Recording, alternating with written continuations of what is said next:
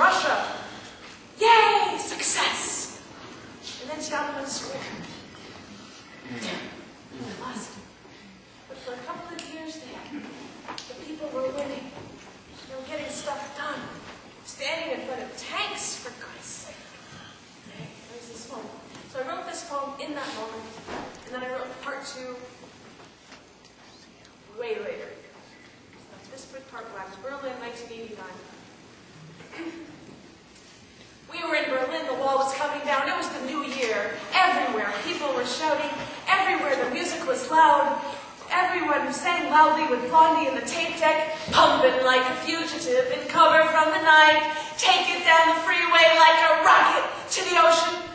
We threw pieces of the wall at the gutter as we drove. It was a new year, the wall was coming down, sex and freedom were all we thought of. We were in Berlin, we were drunk, we were stoned, everywhere the music was loud. Today could last another million years. Today could be the end of me. It's 11:59, and I want to stay alive.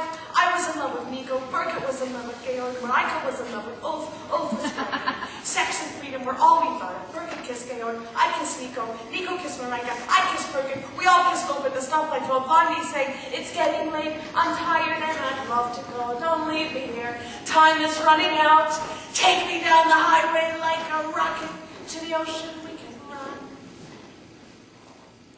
Birgit, do you remember that time when the wall was coming down? The roses piled high as the concrete covering the section near the Brandenburg gates, the Reichsstadt. Do you remember how sad it made you to think of all the people who had died trying to climb over it? So many hot air balloon attempts, carrying families above the barbed wire and the gardens. Do you remember the way the people chiseled at it, breaking it apart, the graffiti of decades off, piece by piece, and sold these iridescent purple or green parts of words for a Deutschmark? How we bought them and passed them out, wanting everyone to have a piece of the destruction. Do you remember how Checkpoint Charlie suddenly didn't matter anymore, and we barely had to stop to show our passports? While above us, the children passed through the parts of the wall that had already been blown through, and guards smiled as their parents followed them. Do you remember the night I lost you in Berlin and found you in the opera house, and we played the piano in the low dark and drank wine we paid for with gray plastic Deutschmarks? People on the east side of the wall paid for everything with, and how we almost kissed while our fingers kept moving the keys. The winter night was warmer than we expected. Later we rolled the windows down on the white car, the 4 of us driving through the city, listening to Blondie in the tape deck. Leaning in your corner like a candle against the wax. Sidewalk social sciences don't get no satisfaction. How we were young, so alive. Everywhere the music was loud, everyone was shouting out sex and freedom were all we thought of. It was a time when regimes could fall, and over the next 3 years we'd watch them through the history-hazed window of our 20s, our 30s. Václav Havel's Velvet Revolution, our student counterparts in Beijing who stood in front of tanks, and then how the word glasnost entered our vocabularies, openness. And for those moments, we believed the world was changing for the better. Eventually, we thought all the walls would come down, be chiseled at, and sold in pieces. From your cigarettes, your pencil sets, time is running out. But this was only the beginning. We knew it, and we would pump like a fugitive and cover from the night. We could run. I leaned back into you in the back seat and watched the city emerge from black and white Life magazine photographs. I pulled your hair back from the wind so you could see this new idea of a country, your Germany, the place you lived in and could not live wholly with. And I would lose you again and again in the wind. Gone from me you'd be after 11 sailed origami sailboats across your coffee cup in Manhattan. Or I'd be swept away on the lap of an attorney riding shotgun in a jeep in D.C. But that night, when the wall was coming down, and the fireworks were exploding, and the windows were down, and everybody kissed everybody, riding in the car that night. It's 11:59, and I want to stay alive. Years later, I would think of you and want you near me, as the world settled back into its habits of exclusion and hate. I'd think of your face turned toward the open window of our car, at the roses that stood for lives that won't come back, for the lives that since the 1960s, and reasons we or just I could not remember, had been crushed inside the concrete. The roses that night seemed strong enough to bring the whole thing down, the way only the dead can bring the whole thing down. All the architectures of divisions and exclusions, all the icons of the hate that make the man we read about in the paper you translated for me, unable to return a library book for almost 40 years, or see the woman that he loved. And you singing, it's getting late, I'm tired, and I'd love to go. Don't leave me here.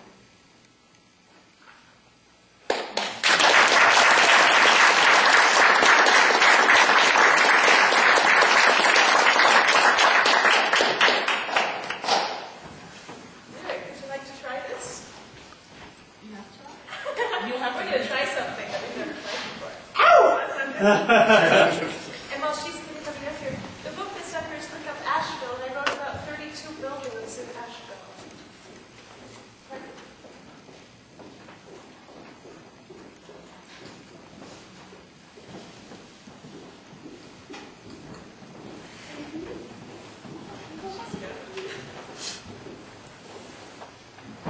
Okay, this is another music poem. I love using music in poems. Songs that shape, those are our poets, our songsters, our singers, and so I love incorporating them and just rediscovering how they've shaped my life and how certain songs have actually been bridges to impossible times. And this one is Another Brick in the Wall.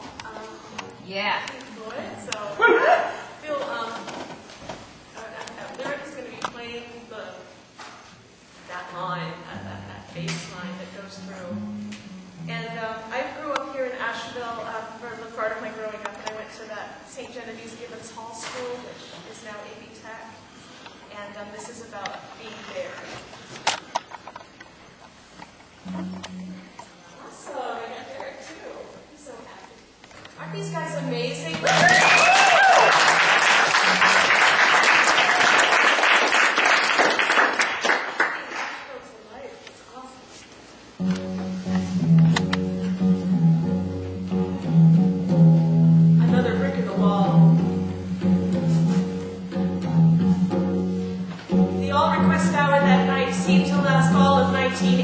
Before those first low beats of we don't need no education came to us, the sound of death at the hand of chalk and homework, nagging schoolmasters, and the cruelty of other gray cardigan children plodding wet London streets who take their seats beneath a whipping rod. But I oddly enough enjoyed school. St. Genevieve's Gibbons Hall seemed, after all, a nice enough place with my best interest at heart. I liked Mrs. Ross, even though she made me smell the word seas 200 times, and the nuns who sat in the halls, their aged and shaking hands, crocheting enough potholders and tea cozies to supply the entire cookie-making, tea-drinking world. I sat with my head pressed against the thin black cloth of the speaker, mirroring my sister who insisted that if Mom and Dad knew we'd asked for this song, they would kill us. As her eyes closed the living room and she vanished into the lyrics and rolling bass line, I watched her go so far into the music, I felt the need to tell on her. By the time the teacher at the end demands, how can you have any pudding if you don't eat your meat? It was clear we were not listening to the same song. It was almost midnight. We both stayed up way past bedtime on opposite sides of the music. The next day at school, she didn't even look at me when she passed me, sitting with the nuns, learning to crochet.